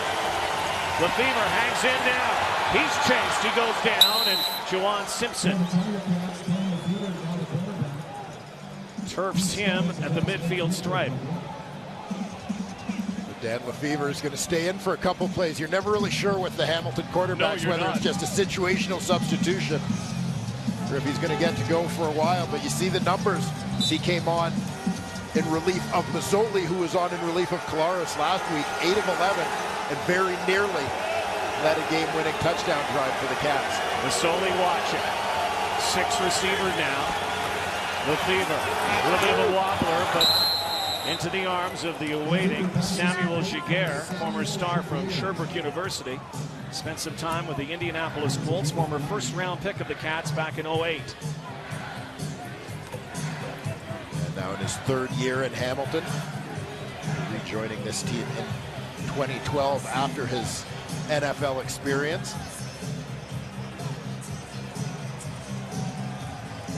Speedster spent some time in the offseason right here in Calgary, training with the Canadian bobsleigh team. A number of footballers have gone that route. Say hello to all of you watching in the United States on ESPN2. Remember Herschel Walker did that a few years ago in Canada. Some of the bobsledders have come from the CFL. Chad Rempel, who's now with the Chicago Bears, was one of the first guys to do it.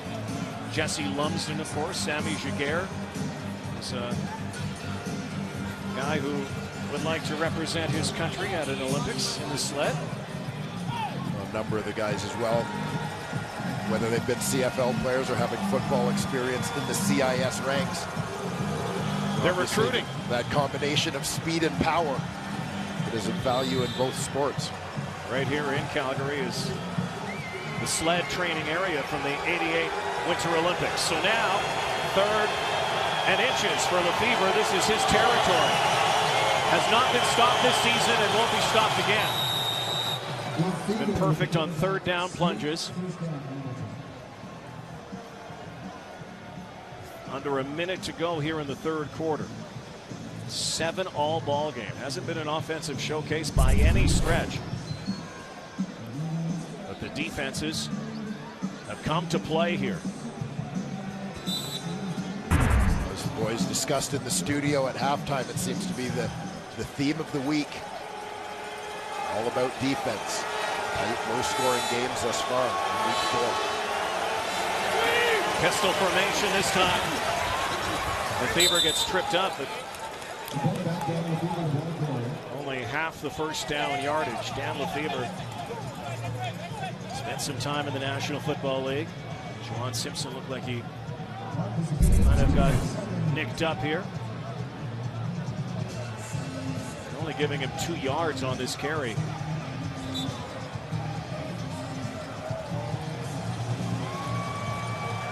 Maybe Juwan Simpson was just mad at himself. And a good play though. Last play, 3rd quarter, barring penalty. 2nd and 8. 4 receivers to the right. Lefebvre looks there. Slant pattern, and it's grabbed by Bakari Grant. Lefebvre gets it out of the pressure, and it's caught by number 84, Bakari Grant. Grant's going to be shy of the first down. We'll trade sides and come back for the 4th quarter. Stamps will have the win. Looking for a win. 7-7 game on Wendy's Friday Night Football. For 3 quarters, just 1 touchdown in the game. Very even statistically. Right down the board for both teams, and a little smash mouth, knock 'em down football tonight. Defenses dominating here so far, Dwayne. Yeah, absolutely. Both teams struggling really to get into any sort of rhythm offensively. The Tiger Cats trying to jumpstart their row a little bit by making that change at quarterback, bringing Dan Lefebvre in for the current series. What did you think about that change with Lefebvre? They're not missing much with Dan Lefebvre, a guy who has been behind Henry Burris in the past and has had some success at quarterback. Yeah, I think it's a pretty tight race, we'll call it, in terms of the positioning and the depth chart for the Hamilton Tiger Cats at this point. Lefebvre, as you said, he's been with this team a year longer, although Kent Austin and this system were just implemented a year ago. But Lefebvre had a lot more snaps than Masoli last season. There's the first miss of 2014 for Medlock. Look out here, Jock Sanders did this last week against Toronto and saw a little daylight. Sanders took one back, 121 yards. In fact, the longest field goal ever brought back that didn't go for a touchdown in CFL history, by the way. But it still led to a touchdown last week as Medlock misses his first of the season. He knew as soon as he hit that one. Jock Sanders here gets to the outside. Uses that speed. Good decision here. And a tight ball game. He knew he had that room to get it out and get it to the sideline. That return last week was a big one in terms of getting the Stampeders going in that win over the Toronto Argonauts. Reasonable field position as well, up to the 22. Wing formation. Mitchell, far side for Jeff Fuller. Again, for those of you watching in the United States, Jeff Fuller comes by his talent quite naturally as well. Yeah, the son of former San Francisco 49er safety Jeff Fuller. Junior chooses to play on the offensive side of the football. He's emerging as a pretty good receiver here in his 2nd year with the Calgary Stampeders. Big target, 6'4", 220 pounds. Texas A&M. 5 catches, 58 yards a week ago, 2 touchdowns against the Argonauts. The Stampeders' 2nd win. Play action. Little sidearm looking for Brad Sinopoli, our only touchdown scorer so far tonight, but not that time. Off target. Jeff Fuller's a big target, a big guy. Yeah, he's one of the guys who really stepped up last week. Mo Price, Nick Lewis, both down from the receiving corps. Fuller with 5 catches, 2 touchdowns in that ball game. His first 2 CFL TDs. Played a handful of games for Calgary last season, but is really establishing himself here in 2014. His dad, a 2-time Super Bowl champion with the 49ers. Loads of time.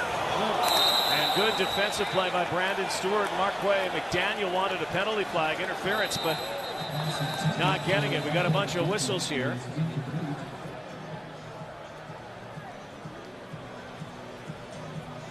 And there was a penalty flag thrown.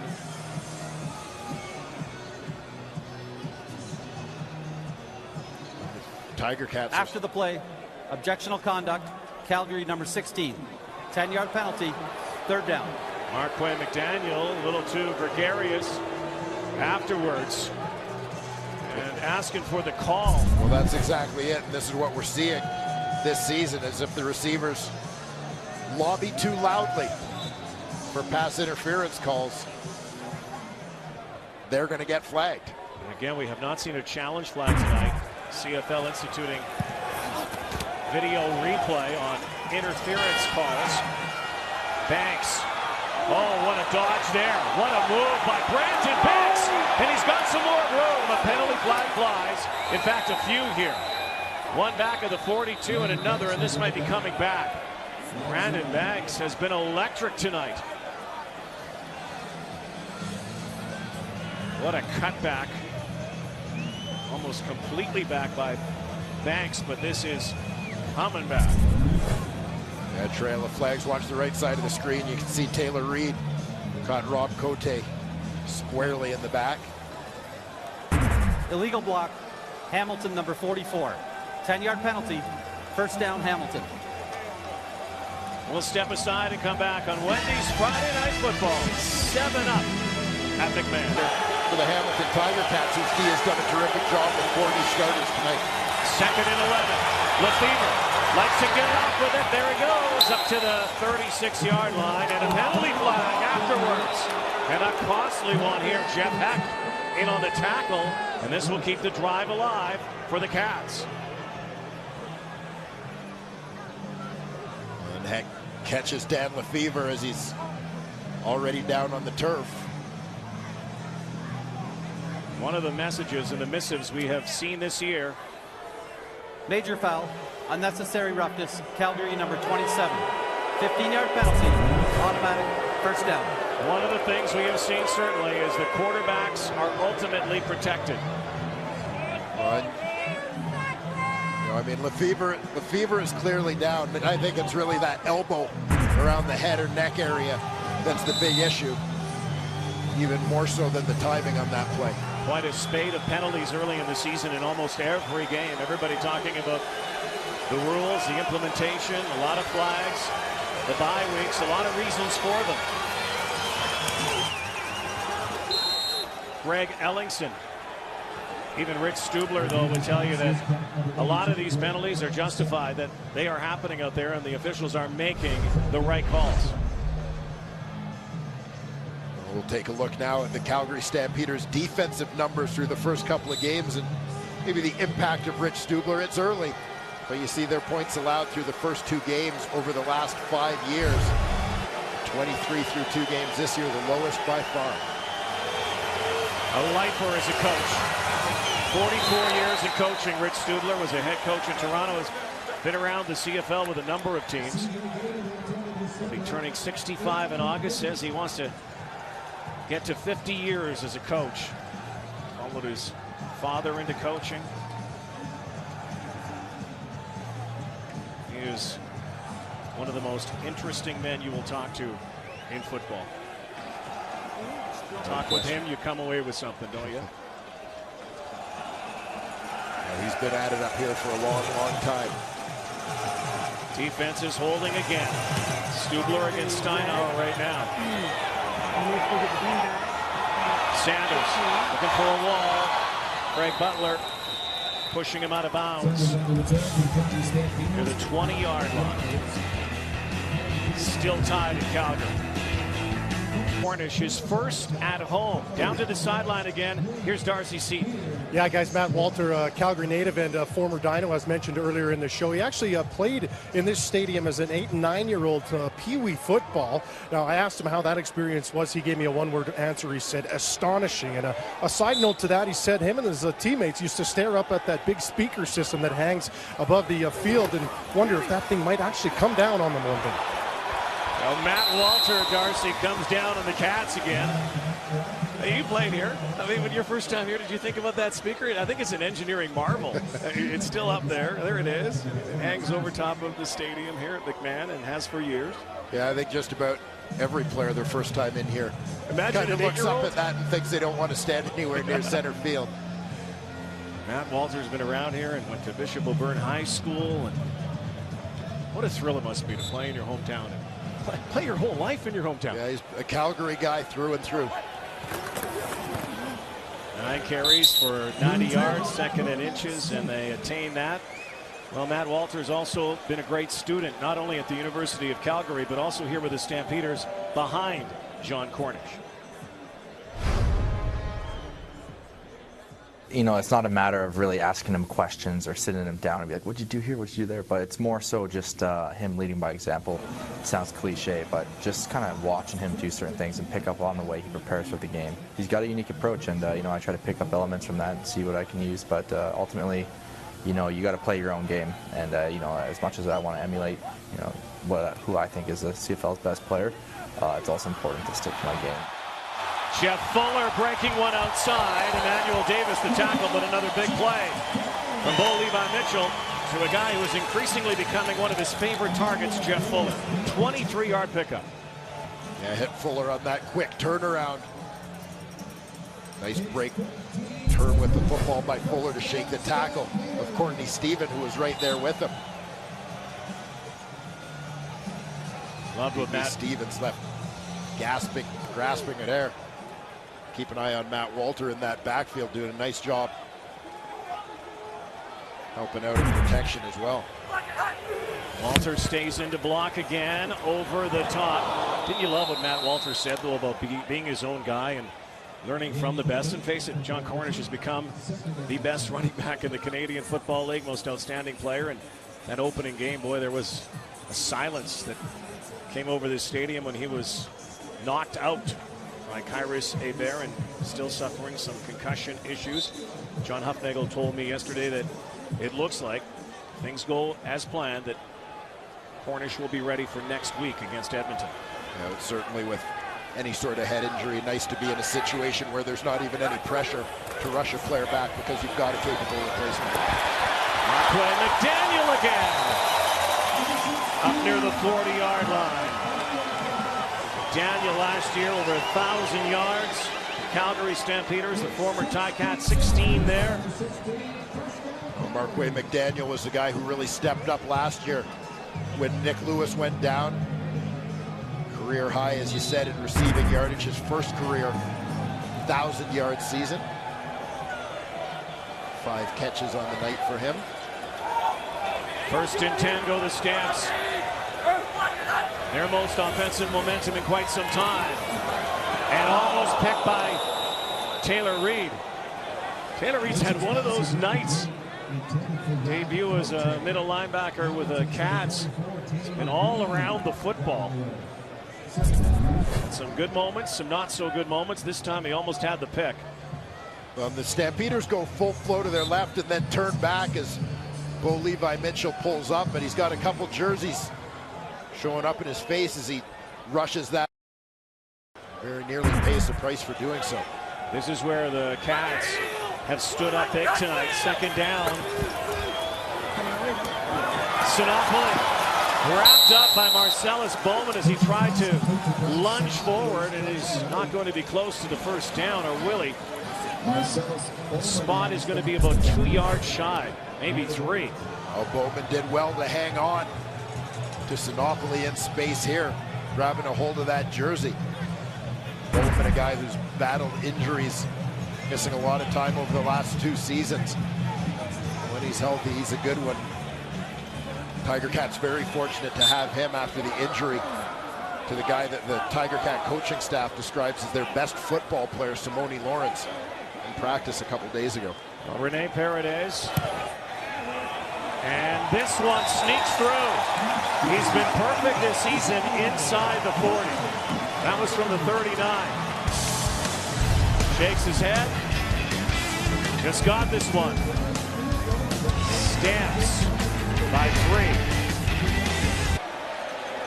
Calgary Stampeders have been rolling in the early season, putting a lot of points up on the board. It's been a battle of defenses and wills here. Lefebvre's got loads of time, throws it, has a man, and he's got a penalty pass interference call.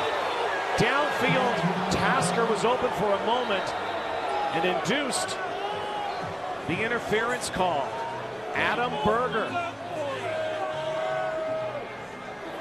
Simon Fraser product. Calgary number 21. Ball will be placed at the spot of the foul. First down, Hamilton. So a big play because of a penalty here. And Berger, you'll see, ends up the free safety and deep coverage on Luke Tasker. Reacts only to what Tasker does. Never turns for that football. Effectively face guarding the receiver. 120 yards in penalties for the Stampeders tonight. Lefevre back to work. Over the middle and clutched perfectly by Andy Fantuz. I would say, Mr. Ford, that Andy Fantuz is back. And it couldn't have come at a better time for the Hamilton Tiger Cats. Adding that big target. Large catching radius that comes with a 6'4" frame. Tiger Cats, in the absence of Fantuz and Ellingson, were a little bit smaller in their receiving corps. Still have the height of Bakari Grant, but makes a big difference to have these two guys back in this lineup. Those big mitts of Fantuz. Fourth catch all in the second half. Second and inches. They'll keep this going inside the 35-yard line. Their issue tonight is they have not been able to find the end zone. All the points coming off the left foot of Justin Medlock. A single to start the game. Then a pair of field goals. Dan Lefevre trying to take them to the promised land here with 5:03 to go and counting. This one is close. The one earlier tonight down to the wire too. Ottawa winning at home against Toronto. Slants again. Fantuz again.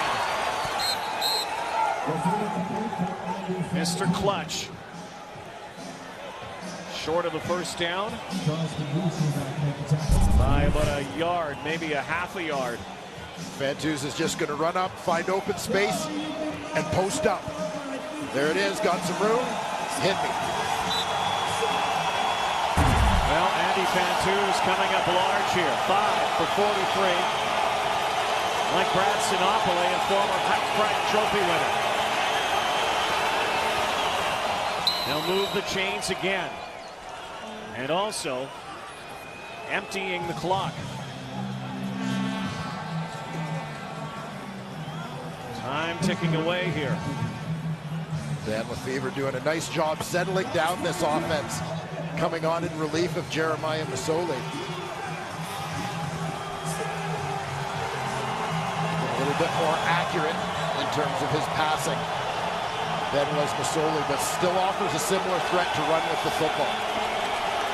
Guy with a little more CFL experience, Lefevre as well. Could not get the win in Edmonton. Here comes the rush, there goes the ball, and Fantuz again. With a spot, it's a first down. Another 10 yards for Andy Fantuz. On a trail of injured Stampeder defenders left in his wake. A very similar play here. Find the open space. Give your quarterback a target.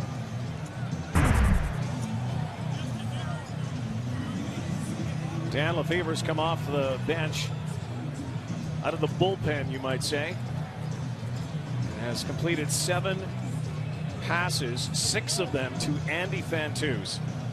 No wonder the Hamilton Tiger Cats went out and hauled in Fantuz as a free agent a couple of seasons ago, the prize catch. Here's the injury to Juwan Simpson, one of the Stampeders down. Was it a collision here between the two? Yes, it was. Oh, my goodness. Simpson with the knee to the helmet of Jamar Wall.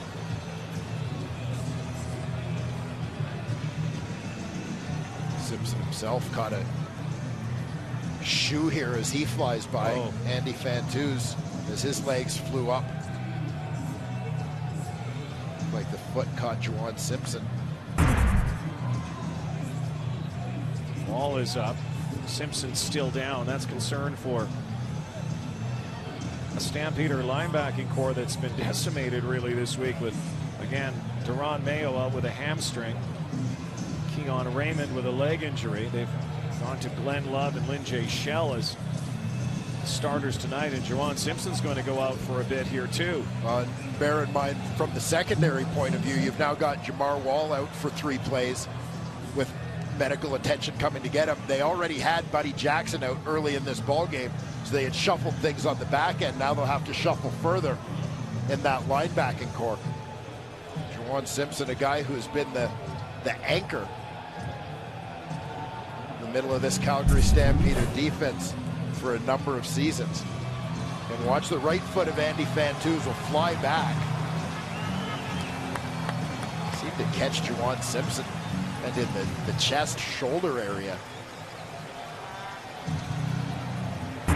So the Stampeders limp to this sideline. They've been battered tonight. Have a 3-point lead, getting close to the 3-minute warning. Those 2 injuries afforded the Cats a little time to plot their strategy here. Lefevre could not do it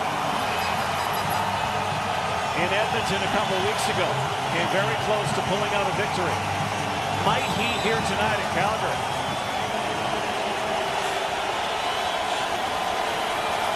Engineered an impressive drive. Teaming up with number 83. Will he go there again? Look there. Now throws it out of bounds. In fact, almost to the first row. Primary look was to Andy Fantuz, though. And Dan Lefevre with the pressure coming. There was a late penalty flag here. The 25-yard line, just as Lefevre threw it out of bounds. Well, did he get this throwaway? There's no infraction on the play. 2nd down. Wonder if they were looking to see if that ball crossed the line of scrimmage, because he threw it almost parallel to that line.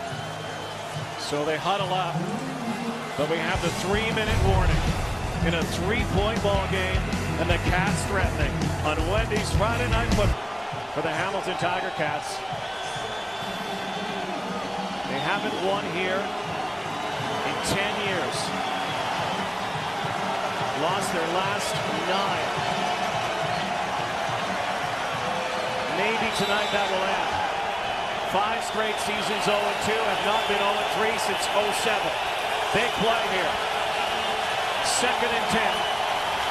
Low snap, here's the rush. Look out! Lefevre is sacked. Micah Johnson rings down Dan Lefevre.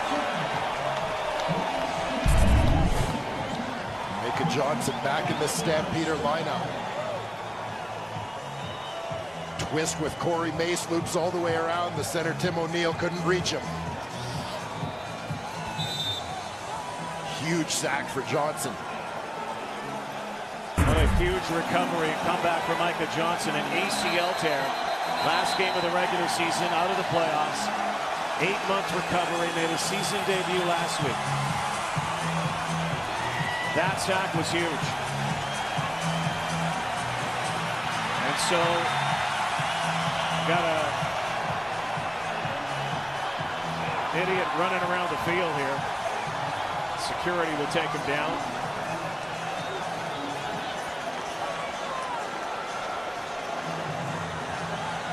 I don't know why those guys ever think they're going to get on television. Ain't going to happen. Just disrupts the game, but perhaps it was to ice Justin Medlock.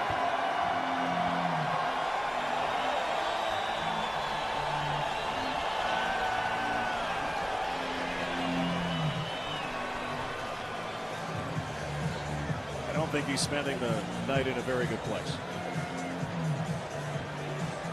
2:28 to go.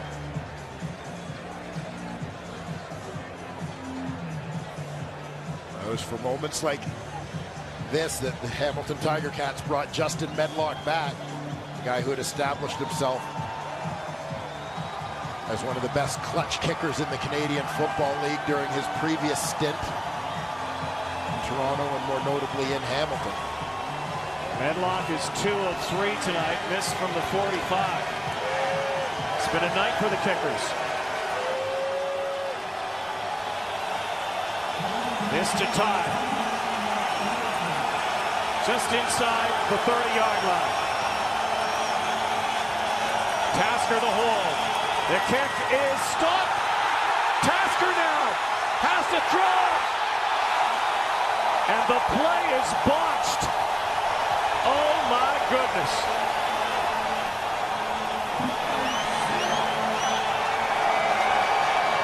That time, you can give a lot of credit to the 13th man at McMahon Stadium. So much noise. I don't know if there was a miscommunication or what happened here. Well, it appeared initially that Tasker got it down cleanly, but there you see that bobble as he had it tilted. Slipped off. Medlock hesitates. Now he bobbled it. Luke Tasker then. And just for the sake of saying it, wasn't that a helmet-to-helmet hit on Tasker? It did look like one. Now Matt Walter. Still lots of time left here. 1:54 left in the fourth quarter. And there it is. Huge helmet-to-helmet Brandon Smith. And again, this year in the CFL, zero tolerance on helmet hits. And that one goes unflagged at a pretty critical moment in the game. 2nd and 5. Bo Levi Mitchell in trouble now. In pursuit, now he takes off, tucks it, takes it, has the first down and more.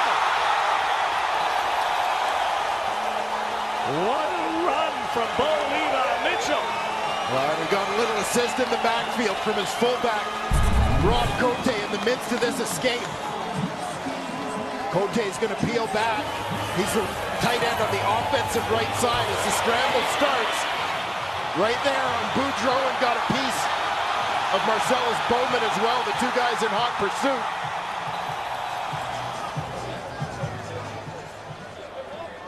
Big run by Mitchell, big block from Rob Cote, who's had a heck of a night for the Stampeders here. Most importantly, they can eat up more clock here. And if they have to give the ball back, won't be with much time. There is a penalty flag way back at the 32-yard line.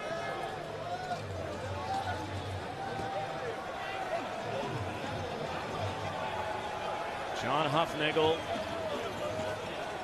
waits for the call here. Too many men. Hamilton. Oh, 10-yard penalty. First down. That was Kent Austin's reaction. And here's the deal. The Stampeders can eat up the clock here, put some more points on the board, and make the Cats now go the length of the field for a touchdown. You can see 11 Tiger Cats crowded into that picture, but there were definitely 13 on the field for that play, as Courtney Stephen was the man who ran off after the realization. Well, finishing has been an issue for the Cats. And a play that could come back to haunt them, that field goal attempt. That went awry. Now some clock management here from both sides. 54 ticks left.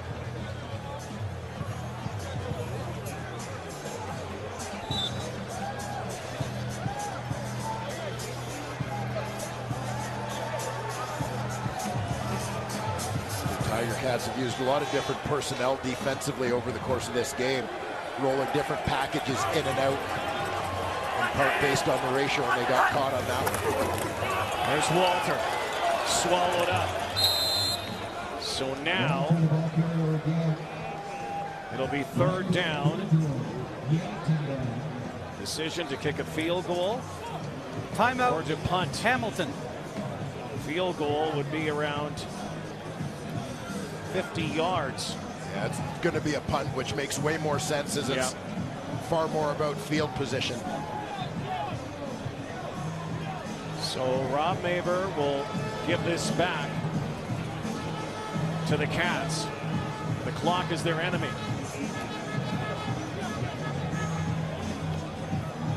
much as you'd love to hit a field goal and put them in a position where they need a touchdown, the risk is far too high, and we've seen a couple of pretty good Brandon Beggs returns in this football game. Much more about kicking for field position here. And Rene Paredes, as great a kicker as he has become, has not made a field goal outside the 40 this season, including a miss tonight. So Maver's going to try to angle one here. Brandon Banks, who's had some great returns so far tonight. Here they come. This one will spiral out of bounds inside the 20. 25 seconds to go. Now you see Rod Maver with the head shake. He didn't get that one as deep as he wanted before it bounced out of bounds, but a good decision from the Calgary Stampeders and special teams coordinator Mark Killam. Typically teams kick to the short side of the field to try and go to that corner, but to ensure that there wouldn't be a return, they kicked opposite to keep it away from Brandon Beggs to ensure that he couldn't catch the ball in the air. 2 weeks ago in Edmonton, Lefebvre tried to rally his team. They needed a touchdown to win. They need to put it in field goal position for Medlock.